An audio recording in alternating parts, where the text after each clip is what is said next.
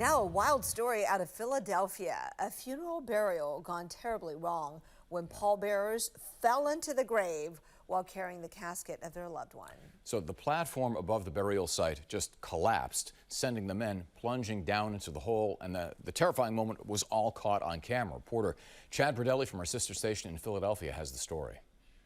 Short steps. The pallbearers carried Benjamin Aviles to his final resting spot. As they began to lay down the casket, the platform above the burial site collapses, sending the men plunging into the burial hole. It was just a horrible incident that happened in a bad moment. Aviles' stepdaughter, Maribel Rodriguez, says the men who fell into the hole all suffered injuries, mostly to their legs, hands, and back. Aviles' son suffered the worst of it. The casket laid on top of him and he was out like a light.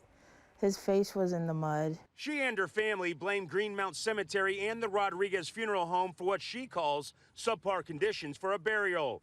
Maribel Rodriguez says no relation to the funeral home. The whole thing was trembling. It was like wobbly. It was unstable. It was all wet and soaked. Both the funeral home and cemetery had no comment to Action News. Today, some boards and broken wood can be seen at the burial plot, but Aviles is finally laid to rest. I think that they should apologize. I think that there should be some reimbursement involved, being that the ceremony was interrupted, nothing was done properly.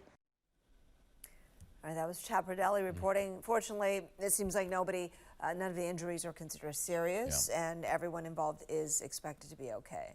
But for a few seconds there, very scary.